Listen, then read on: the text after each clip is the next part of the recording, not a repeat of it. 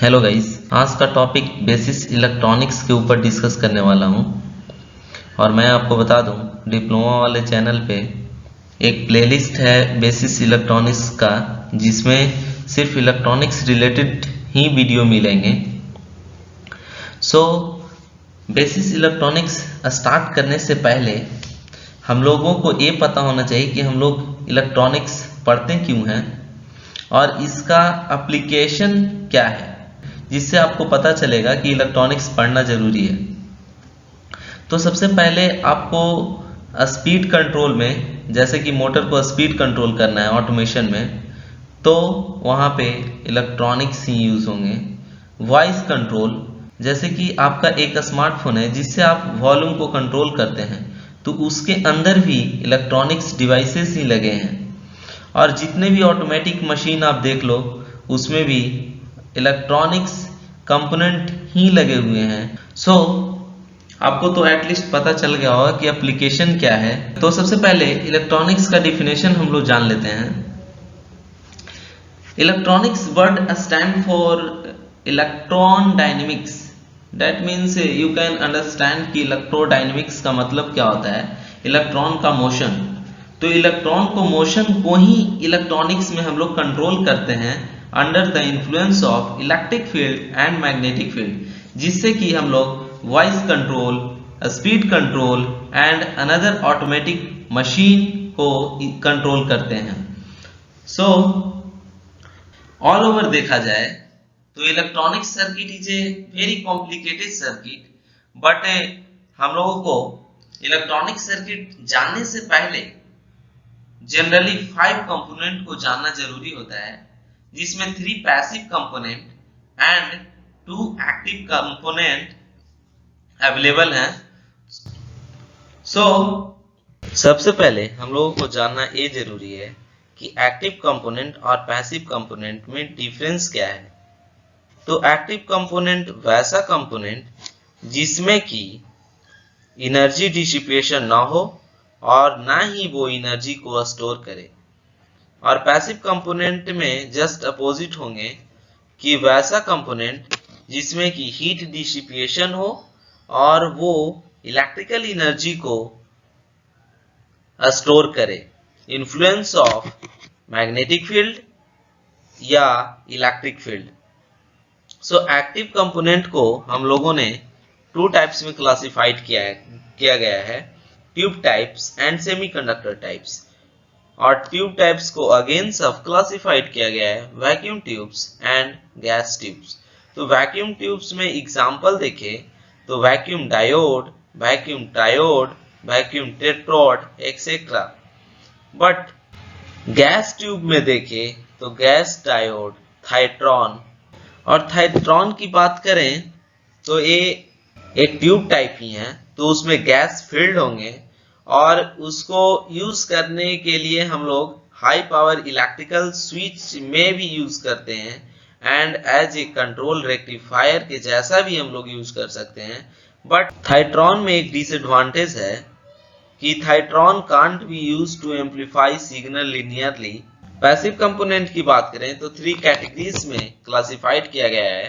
First one is resistor, जिसमें energy का dissipation होगा as a heat, and inductor में इलेक्ट्रिकल एनर्जी को स्टोर करेंगे इन्फ्लुएंस ऑफ मैग्नेटिक फील्ड, जबकि कैपेसिटर में इलेक्ट्रिकल एनर्जी को स्टोर करेंगे influence of electrical field.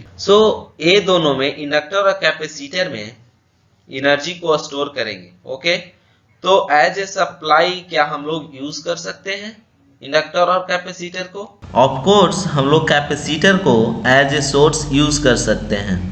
As example समझें तो अनदर कंट्री जैसे कि चाइना, यूके, यूएस, वहाँ देखेंगे तो उन लोगों ने कैपेसिटर का एडवांस वर्जन, जिसे हम लोग सुपर कैपेसिटर कहते हैं, उसको यूटिलाइज करके बसेस वगैरह चाहे तो कार बनाए हैं। बट एक प्रॉब्लम है कैपेसिटर के साथ, क्योंकि उसमें लीकेज ऑफ करंट होते हैं, तो वो ज़्यादा समय तक चार्ज नहीं रह सकते, जैसा कि बैटरी में है। बैटरी को लॉन्ग टाइम तक हम लोग चार्ज करके रख सकते हैं, बट कैपेसिटर के साथ ऐसा होने वाला नहीं है, तो उसे अगेन एंड अगेन चार्ज करनी पड़ती है।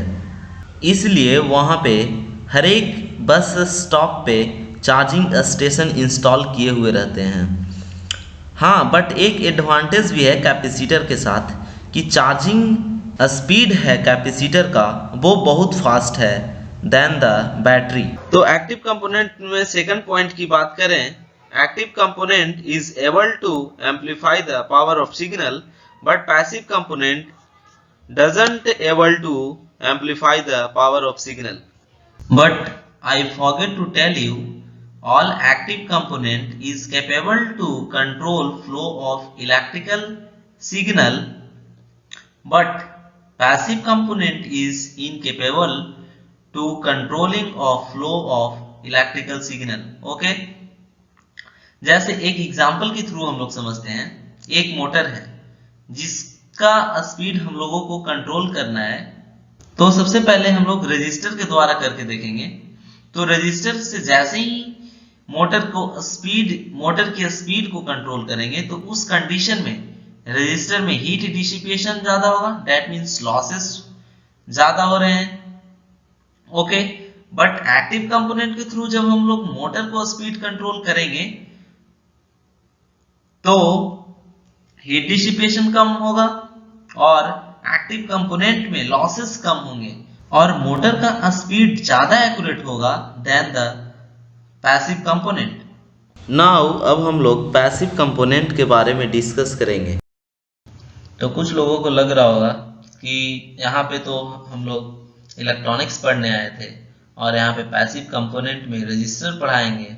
तो मैं आपको बता दूं कि विदाउट पैसिव कंपोनेंट कोई भी इलेक्ट्रॉनिक्स सर्किट कंप्लीट हो ही नहीं सकता। जैसे कि transistor can't be used to amplify signal without the aid of passive component, या अनदर वे में समझे कि जब हम लोग को रेक्टिफिकेशन की जरूरत होगी तो उसमें कैपेसिटर की जरूरत होगा, तो कैपेसिटर भी यहाँ पे पैसिव कंपोनेंट है। तो सबसे पहले हम लोग रजिस्टर टॉपिक पे डिस्कस करेंगे और रजिस्टर टॉपिक में कौन कौन से टॉपिक पे डिस्कस करने वाले हैं वो यहाँ पे आप इस पीपीटी में देख सकते हैं। What is resistor? Resistor is a electronics component या इलेक्ट्रिकल कंपोनेंट, वो भी मैं क्लियर करूंगा।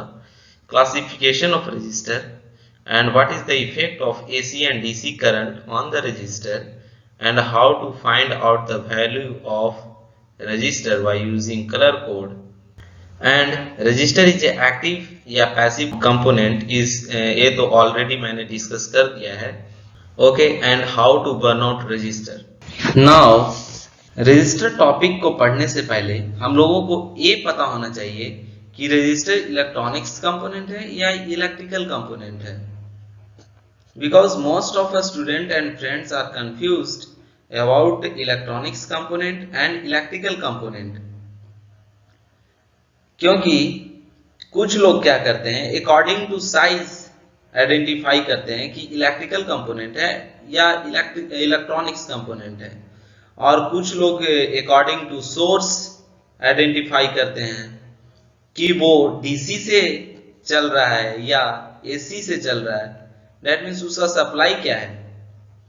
तो क्या होगा, यदि आप सप्लाई अकॉर्डिंग टू सप्लाई उसको आइडेंटिफाई करेंगे तो sometimes you may be wrong, and if you identify according to size then again sometimes you will be wrong। जैसे मैं एक एग्जांपल आपको देता हूं कि रजिस्टर एक स्मॉल कंपोनेंट है, ओके, अकॉर्डिंग टू साइज, तो वो इलेक्ट्रॉनिक्स कंपोनेंट होने चाहिए, बट मैं आपको बताऊं कि वो इलेक्ट्रिकल कंपोनेंट है क्योंकि वो पैसिव कंपोनेंट है। ओके, और सेकंड थिंग में मैं आपको अकॉर्डिंग टू सोर्स बताऊं तो जो डीसी सोर्स से चलेंगे वो तो इलेक्ट्रॉनिक्स कंपोनेंट कुछ बोलते हैं। ओके, तो डायोड के जब हम लोग रेक्टिफायर के जैसा यूज करेंगे तो उस टाइम में हम लोग तो एसी के साथ यानी कि एसी सोर्स के साथ डायोड को डायरेक्ट सप्लाई देते हैं, तो उस टाइम क्या वो इलेक्ट्रिकल कंपोनेंट हो जाएगा? तो नहीं, इसमें कंफ्यूज होने की बात ही नहीं है। तो एक सिंपल डिफिनेशन दें तो आप कह सकते हैं कि जितने भी एक्टिव कंपोनेंट हैं वो इलेक्ट्रॉनिक्स कंपोनेंट है, और जितने भी पैसिव कंपोनेंट हैं वो इलेक्ट्रिकल कंपोनेंट है। जैसे कि एक्टिव कंपोनेंट में आप डायोड हो गया, transistor and all thyristor family etcetera, वो टोटल जितने भी हैं वो एक्टिव कंपोनेंट के अंदर आ जाएंगे। और एक्टिव कंपोनेंट के बारे में ऑलरेडी मैंने बता चुका है एक्टिव और पैसिव में डिफरेंस करके। सो रेजिस्टर का डिफिनेशन देख लें तो it is a electrical component which is oppose the magnitude of electric current, या यहाँ पे आप कह सकते हैं it is a passive component which is oppose the magnitude of electric current. Okay, so ऐसा यूनिट ऑफ रेजिस्टर ओम होता है, जिसका सिंबल कुछ इस तरह से होंगे ओम का। ओके, और सिंबॉलिक रिप्रेजेंटेशन की बात करें तो स्टैंडर्ड फॉर्म में फिक्स्ड रेजिस्टर का ये होंगे, बट सम कुछ जगह ऐसे रहेंगे, आपको एक रेक्टेंगल मिलेंगे और दोनों तरफ से टर्मिनल होंगे। ये वेरिएबल रजिस्टर हैं, ये फोटो रजिस्टर हैं, ये thermistor, tap register and adjustable register. तो अब हम लोग effect of AC and DC current on the register को देखेंगे। तो सबसे पहले एसी की बात कर लूं, और हम लोग जानते हैं कि एसी में जो ग्राफ बनते हैं वो साइनोसोडल फॉर्म में होते हैं, जैसा कि यहाँ पे दिखाया गया है। तो यहाँ पे ग्राफ में तो ओनली यहाँ पे 1 साइकिल को लिया गया है दिखाने के लिए। ऐसे स्टैंडर्ड फॉर्म में इंडिया का जो फ्रीक्वेंसी होते हैं वो 50 साइकिल होना चाहिए, क्योंकि 50 हर्ट्ज होते हैं। ओके, तो जैसे ही रजिस्टर को कनेक्ट किए एसी सप्लाई के साथ, तो उसका इफेक्ट कुछ इस तरह से दिखा। करंट एंड वोल्टेज एक ही एक्सिस पे रहेंगे, दैट मीन्स एसी का कोई भी इफेक्ट रजिस्टर पे नहीं पड़ रहा है। ओके, तो जब साइनोसोडल वेव का इफेक्ट रजिस्टर पे नहीं पड़ा, तो क्या direct current, that means constant current का इफेक्ट क्या रजिस्टर पे पड़ेंगे? तो नहीं। दैट मीन्स एसी हो या डीसी हो, सेम ग्राफ बनेंगे जैसा कि यहाँ पे दिख रहा है। आई होप आप लोगों को समझ में आया होगा कि effect of AC and DC current क्या होगा रजिस्टर पे। तो अब हम लोग क्लासिफिकेशन ऑफ रजिस्टर देख लेते हैं। तो रजिस्टर को 2 पार्ट्स में क्लासिफाइड किया गया है, linear resistor and non linear register.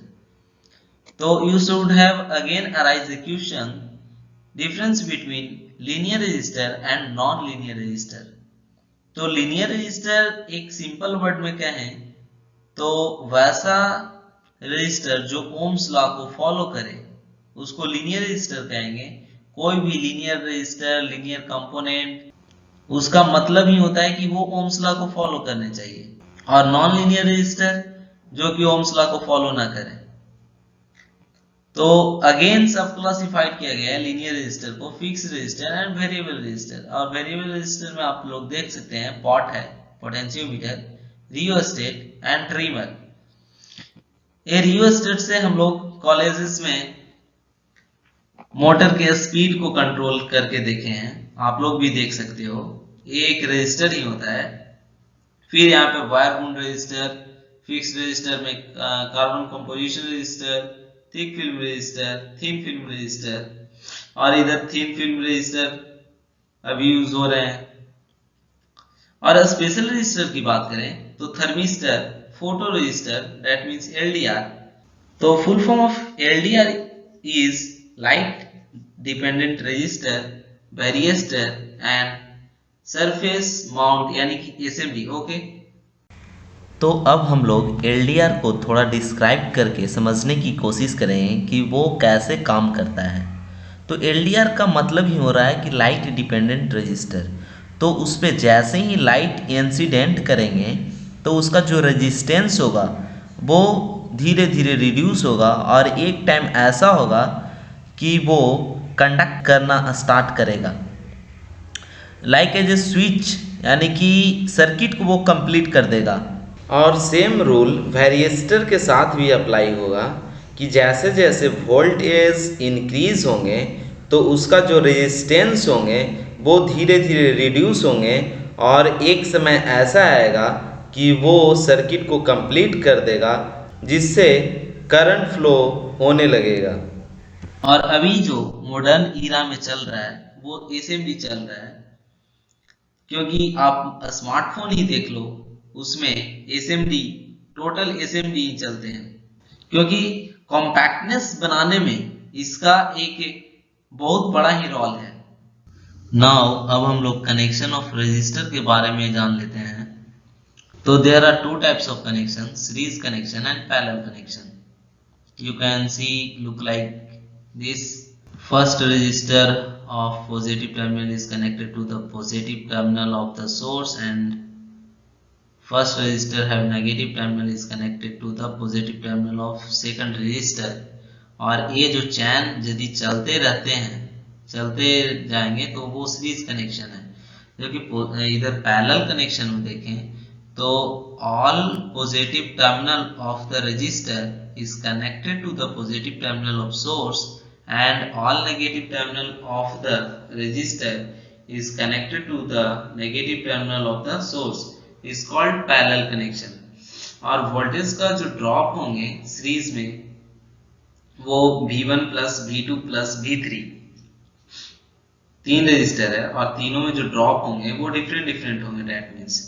और इसमें जो पैरेलल में होंगे वो यदि तीन रजिस्टर है और तीनों का रेजिस्टेंस वैल्यू डिफरेंट भी है तो भी इस कंडीशन में जो वोल्टेज का वैल्यू होगा वो इक्वली ड्रॉप होंगे। ओके, इक्वली ड्रॉप होंगे। जब करंट की टर्म में देखें तो R1, R2, R3 का यदि वैल्यू डिफरेंस है तो भी करंट का जो ड्रॉप होंगे तीनों में इक्वल होंगे, जबकि पैरेलल में तीनों इक्वल नहीं होंगे, इक्विवेलेंट हो जाएंगे, I1 plus I2 plus I3।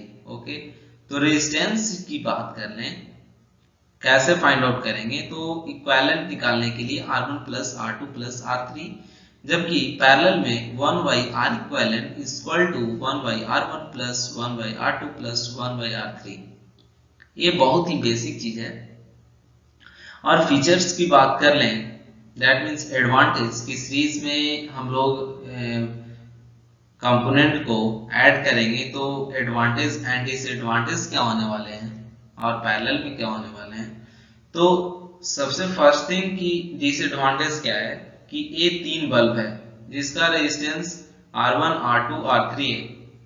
Okay, तो जैसे ही सप्लाई दिए और बाय द वे किसी कारणवश ये फर्स्ट वाले जो रेजिस्टेंस दैट मीन्स बल्ब है वो फ्यूज हो गए, दैट मीन्स बर्न आउट हो गए, तो उस कंडीशन में सेकंड और थर्ड वाले जो बल्ब हैं वो ग्लो नहीं होंगे, क्योंकि सेकंड और थर्ड वाले बल्ब हैं जो इंटरलिंक हैं।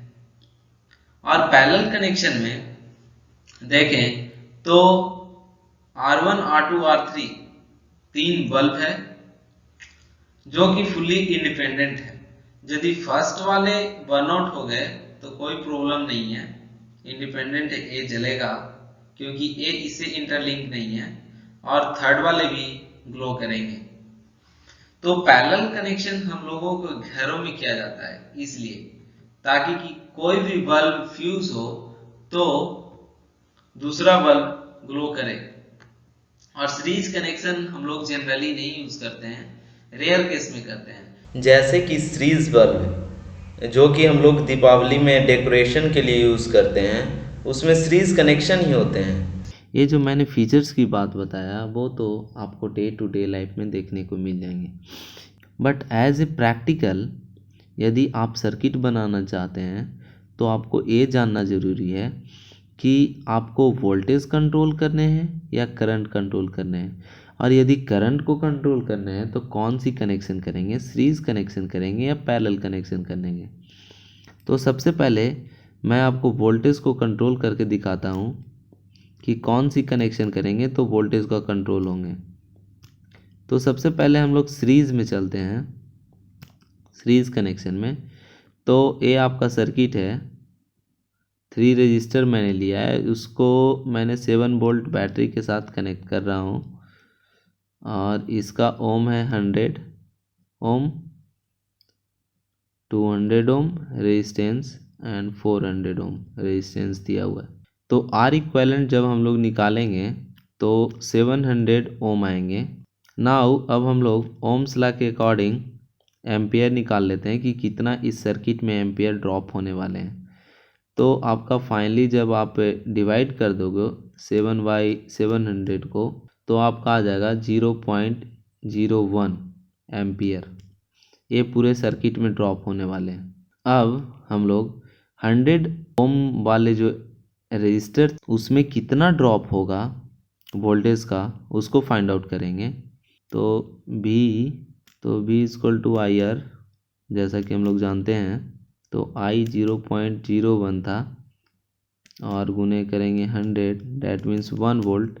ऐसे ही आप सेकंड 200 ओम वाले के साथ निकालोगे तो 2 वोल्ट आएगा और 400 ओम वाले के साथ निकालोगे तो 4 वोल्ट आएगा। और हम लोग जानते हैं कि सीरीज कनेक्शन में कहीं पे भी हम लोग करंट का मेज़रमेंट करेंगे तो वो सेम ही आएगा, इसलिए मैंने यहाँ से वोल्टेज निकाला है। तो वोल्टेज का इक्विवेलेंट जब आप लोग निकालोगे तो देखा जाए कि जो ड्रॉप होंगे 7 वोल्ट यदि बैटरी का था और 7 वोल्ट टोटल इक्विवेलेंट आ रहे हैं, यानी कि टोटल ड्रॉप आउट हो जाएंगे इसी सर्किट में। अब पैरेलल सर्किट में समझें तो पैरेलल सर्किट का पहले डायग्राम आप देख लीजिए। ये आपका कुछ इस तरह से होंगे और इसको मैंने ऐसे कनेक्ट किया है 7 वोल्ट के साथ। तो यहाँ पे यदि आप वोल्टेज मेज़र करोगे कहीं पे भी सर्किट में तो वो सेम ही आएंगे। तो आप वोल्टमीटर से आप चेक कर सकते हो, यहाँ पे भी चेक करोगे, चाहे तो इसके और इसके बीच में भी चेक करोगे ना तो सेम ही आएंगे वोल्टेज। दैट मीन्स इस सर्किट में तो वोल्टेज का ड्रॉप हो ही नहीं रहा है और सीरीज कनेक्शन वाले सर्किट में वोल्टेज का ड्रॉप हो रहा था, वो भी टोटल 7 वोल्ट बैटरी का था और 7 वोल्ट सर्किट में ही ड्रॉप हो रहे थे। सो हम लोग फाइनली कह सकते हैं कि यदि हम लोगों को वोल्टेज कंट्रोल करनी है तो सीरीज कनेक्शन करेंगे। अब हम लोग समझेंगे कि करंट को कंट्रोल करना है तो कौन सी कनेक्शन करेंगे। तो सीरीज कनेक्शन में टोटल जो करंट का ड्रॉप आया था सर्किट में वो 0.01 एम्पियर आया था। तो पैरेलल में फाइंड आउट जब करेंगे एज ए पैरेलल सर्किट में हम लोग देखते हैं कि क्या होने वाला है। तो आपका आर इक्विवेलेंट जब फाइंड आउट करोगे तो आपका आ जाएगा 400/7 और according to Ohm's law V equal to I R, voltage था 7 वोल्ट तो 400/7 तो I निकालने हैं तो 7 7 49 तो 49/400, सॉरी फॉर डेट 400। तो इसको जब डिवाइड करोगे तो 0.0122 okay ampere. That means as a comparison दोनों के बीच में आप देखोगे तो पैरेलल कनेक्शन में होल सर्किट में करंट का ड्रॉप ज़्यादा हो रहा है।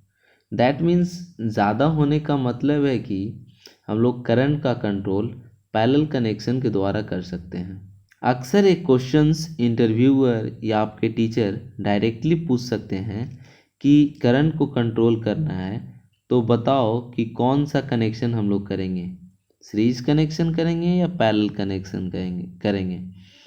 तो आप बता देना कि पैरेलल कनेक्शन करेंगे और यदि वोल्टेज को कंट्रोल करना है तो हम लोग सीरीज कनेक्शन करेंगे।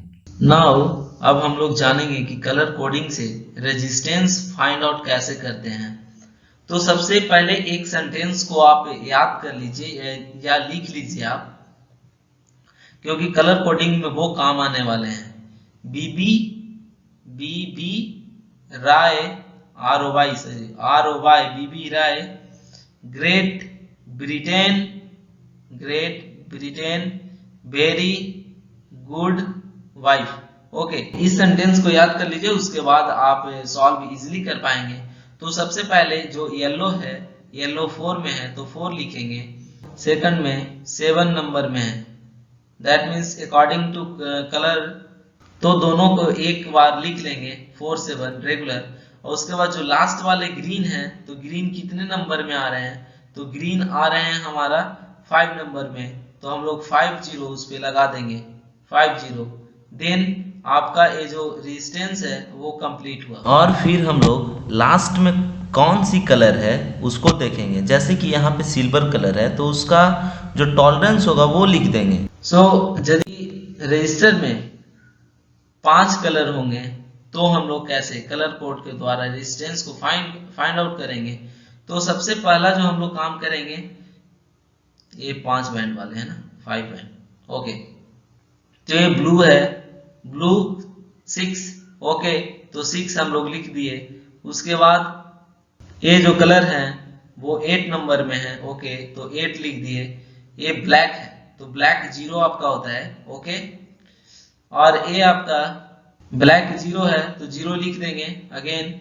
और ये आपका ऑरेंज है तो ऑरेंज कितने में है, 100, तो 100 इधर हो गए, यानी कि 2 0 इधर और 1 0 ब्लैक वाले, यानी कि टोटल 3 0 हो गए, यानी कि 68 पे 3 0, यानी कि 68 के कह सकते हैं, ओके। और लास्ट में येलो है, यानी कि दैट मीन्स गोल्ड है, तो गोल्ड में हम लोग का जो टॉलरेंस होते हैं प्लस माइनस 5% होते हैं, सो यहाँ पे प्लस माइनस 5% लिख देंगे। 6 बैंड में भी हम लोग 5 बैंड की तरह ही निकालेंगे, बट जो लास्ट में होंगे यहाँ पे वो टेम्परेचर को शो करता है कि कितना वो टेम्परेचर को सस्टेन कर पाएगा। और यहाँ पे ये टॉलरेंस बन जाता है 5th नंबर का, ओके। कोई डाउट?